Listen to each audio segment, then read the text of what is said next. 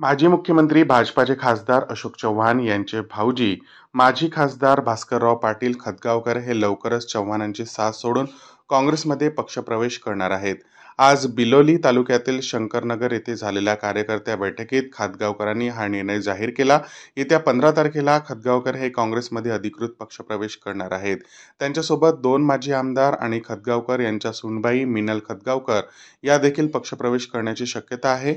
माजी आमदार ओमप्रकाश पोकळणा, माजी आमदार अविनाश घाटे हे 2 माजी आमदार भास्करराव पाटील खतगावकर यांच्यासोबत काँग्रेसमध्ये प्रवेश करतील. हा अशोक चव्हाण यांना मोठा धक्का मानला जातोय. खतगावकर यांच्या सूनबाई मिनल खतगावकर या नायगाव विधानसभा मतदारसंघातून निवडणूक लढवण्याची इच्छुक आहेत, तर माजी आमदार ओमप्रकाश पोकळणा यांना नांदेड दक्षिणमधून उमेदवारी मिळू शकते, तर माजी आमदार अविनाश घाटे यांना देगलूर विधानसभा मतदारसंघातून मैदानात उतरवण्याची दाट शक्यता आहे. सांगितलं अशोकरावजी चव्हाण साहेब हे जिल्ह्याचे नेते आहेत. ते जर आज भारतीय जनता पक्षामध्ये जात असतील तर आपण त्यांच्या मागे राहिलं पाहिजे. सत्तेच्या बाजूला जेव्हा आपण राहतो तेव्हा जिल्ह्याच्या विकासाचे प्रश्न सुटतात. एक वेळा आपली खासदारकीची संधी गेली तरी चालेल, पण अशोक चव्हाण साहेबांना कॅबिनेटमध्ये मंत्रीपद जर मिळालं तर नांदेड जिल्ह्याच्या विकासामध्ये खूप मोठा फायदा आपल्याला होईल आणि तोही निर्णय आम्ही मान्य केला. देगलूर आणि बिलोलीच्या प्रचाराची जबाबदारी आमच्यावर दिली. पुन्हा लोकसभेच्या निवडणुकीमध्ये प्रत्येक गावामध्ये जाऊन 2 वर्षांपूर्वी जिथे शांतापूरकरांना जे 42,000चं मताधिक्य देण्याचं योगदान दादांचं होतं, तो पूर्ण मतदार हा भाजपाच्या लोकसभा उमेदवाराच्या मागे वळ. परंतु तिथेही पुढे साहेबांवर तर अन्याय झालाच, परंतु सामान्य कार्यकर्त्यावर सुद्धा अन्याय झाला ही आमची भावना आहे. येणाऱ्या काळामध्ये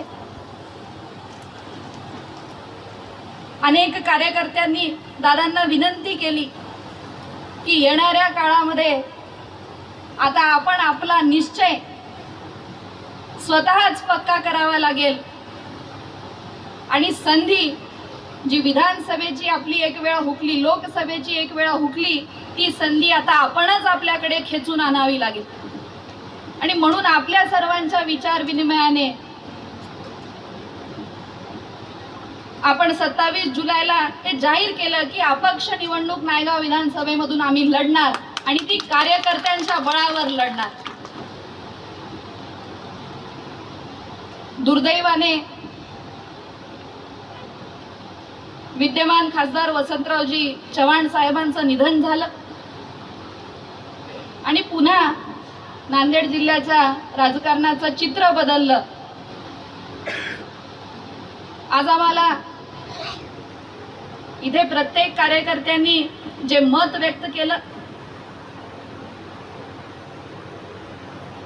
त्याला निश्चितपणे समर्थन द्यायचंय आणि येणाऱ्या काळामध्ये वसंतरावजी चव्हाण साहेबांच्या नंतर जो नांदेड जिल्हा काँग्रेसनी ठराव घेतलेला आहे की रवींद्र चव्हाण हे लोकसभेचे उमेदवार असतील आणि त्यांच्या मागे आपल्या सगळ्यांना ताकद उभी करायची आहे. आणि कार्यकर्त्यांचा जो आग्रह आहे, पक्षाचा जो प्रस्ताव आहे, त्या प्रस्तावाला दुजोरा देत नायगाव विधानसभेमध्ये आपण तुमच्या सगळ्यांच्या जोरावर निवडणूक लढवणार आणि जिंकणार हा संकल्प सुद्धा आपल्याला करायचा. जिल्ह्याच्या विकासामध्ये नायगाव दुर्दैवानं आमचे माजी खासदार वसंतरावजी चव्हाण यांचं निधन झालं. आपण सर्वांनी त्यांना 5 वर्षासाठी निवडून दिलं होतं, पण नियतीला मान्य नव्हतं. लहानशा आजारामध्ये ते गेले. आणि जसं की पूर्वी आमच्या प्रस्तावनेमध्ये सांगितलं, गुरुजी तुम्ही त्या श्रावण मासाच्या सोमवारला होता संगमला. कार्यकर्त्यांचा असा आग्रह होता की नायगाव तालुक्यामधून मिनलला जे आहे ते अपक्ष उमेदवारी आपण उभा करू. कारण वसंतराव असल्यावेळेस असा विचार होता वसंतरावचा किंवा एखाद्या वेळेस आम्ही तर आमदारकीसाठी आपल्याला रवींद्रला उभं करायचं. पण म्हणजे वसंतरावला मानणारे कार्यकर्ते माझ्याकडे आले आणि त्यांना म्हणाले आता शक्य नाही, कारण एकाच घरामध्ये खासदारकी आणि आमदारकी हे लोक द्यायला तयार होणार नाहीत आणि तुम्ही अपक्ष लढा. त्या ठिकाणी सगळ्या कार्यकर्त्यांच्या आग्रहानंतर आपण जाहीर केलं की आम्ही जे आहे ते अपक्ष निवडणूक लढू. पण दुर्दैवानं मध्ये वसंतरावजीचं दुःखद निधन झालं. भारतीय जनता पक्षाकडून गुरुजी मला प्रस्ताव आला की आता मिनलला लोकसभेला उभं करा. मी त्यांना हात जोडून सांगितलं की असं होणार नाही. आम्ही राजकारणामध्ये कधी जवळ आलो कधी दूर गेलो. वसंतराव आम्ही ते आमचे नातेवाईक असलं तरी तुम्हाला माहित नाही. गीता मला अजूनही मुखद्गत आहे गुरुजी. म्हणून मी जेव्हा केव्हा असा प्रसंग आला त्यावेळेस नातं पाहत नाही गोतं पाहत नाही, तुम्हाला माहित नाही. गीता आठवण करतो आणि मी लढाई देतो. मी त्यांना एकच सांगितलं की वसंतराव गेल्यानंतर वसंतरावच्या मुलाच्या विरोधात आमच्या घरातलं कोणी उभा राहणार नाही. फक्त राजकारण नाही ना, अखेर गुरुजी राजकारण करत असताना तुम्हाला काही इथिक्स पाळलं पाहिजे. आणि आम्ही स्पष्ट नकार दिला की आम्ही ते करणार नाही. काँग्रेसकडून प्रस्ताव आला. आता तुम्हाला 2 दिवसापूर्वी काँग्रेसच्या जिल्हा कार्यकारिणीने ठराव घेतला की रवींद्र चव्हाण यांना लोकसभेला उभं करायचं. आणि वरिष्ठाकडून आम्हाला निरोप आला की तुम्ही मिनलला जे आहे ते विधानसभेला उभं करा. मी म्हणलं की उभं केल्यावर निवडून आणायचं काही माझ्या मतावर नाही, हे तुम्ही आज सगळे निवडून देणारे ताकद लावणारे त्यांचा विचार घेणं आवश्यक आहे.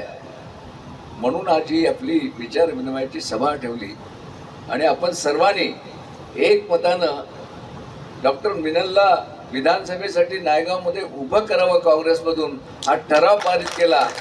याबद्दल मी आपल्या सर्वांचा मनापासून आभारी आहे. मी तुम्हाला या ठिकाणी 2 ठराव पास झाले. एक मिनलला जे आहे ते आमदारकीसाठी नायगावमधून उभं करावं आणि दुसरा ठराव आता मी काँग्रेसमध्ये गेल्यामुळं बिलोली देगलूरची परिस्थिती बदलणार तुम्हाला माहीत नाही. कारण तुम्हाला माहीत आहे की देगलूर बिलोली मतदारसंघामध्ये लोक असं म्हणतात की दादा ज्यांच्या बाजूने उभा टाकेल तो निवडून येतो. कारण ह्या लोकांचं प्रेम आहे मी तुम्हाला सांगतो. म्हणून तोही ठराव पास झाला की कारण मला वेळ लागेल तुम्हाला माहित नाही की आजच मी त्याबद्दल काही निर्णय घेणं योग्य होणार नाही. मी काँग्रेसमध्ये चाललोय, मला देगलूर बिलोलीच्या लोकांचं थोडं मत घ्यावं लागेल आणि ते घेतल्यानंतर त्या संबंधी निर्णय घेण्याचे अधिकार आमच्या कार्यकर्त्यांनी मला दिलं. त्याबद्दल मी आपल्या सर्वांचा मनापासून आभारी आहे. मीटिंगच त्या निमित्तानं होती की मला आपल्या जनतेला विचारायचं होतं की बा अशा प्रकारचा प्रस्ताव आहे की लोकसभेला आहे ते रवींद्र चव्हाण यांना निवडणुकीला उभं करायचं आणि विधानसभेला जे आहे ते मिनलला डॉक्टरला उभं करायचं. तर त्याबद्दल काय करावं असं तुमच्यासमोरच मी सगळ्याशी चर्चा केली आणि मला अतिशय आनंद आहे की 100% लोकांना त्या गोष्टीला प्रतिसाद दिला आणि प्रत्येकाने सांगितलं की हा निर्णय चांगला आहे आणि आपण काँग्रेसमध्ये जाऊन मिनलला उभं करा असं आमच्या सगळ्या कार्यकर्त्यांनी आज ठराव घेतला. बरं, आपल्यासोबत नाही पहा, एक तर ते मला जे निरोप आला ते सांगतो. घाटेंची काही कोर्टामध्ये केस होती औरंगाबाद कोर्टामध्ये आणि आमचे ओमप्रकाश पोकर्णा यांच्या मंडळी आजारी असल्यामुळे त्यांनी काल मुंबईला गेले निरोप आहे.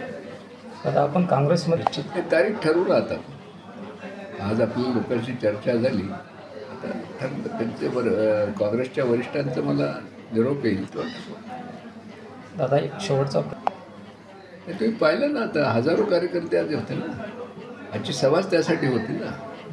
सगळ्यांनी त्या विचाराला मान्यता दिली ना. तुमच्यासमोर ठरावच घेतला ना. हो सर, काँग्रेस हायकमांडशी आपलं काय म्हणजे आतापर्यंत चर्चा झाली का, बोलणं झालं का? झालेली आहे. कोणाशी बोलणं झालं आपलं काय असं सांगता येत नाही मला पूर्ण होईपर्यंत. मला काही गोष्टी आपल्याला राजकारणामध्ये एकदम सांगता येत. ठीक आहे. लोकनायक न्यूजकरिता मनोज मनपुर्वे, नांदेड.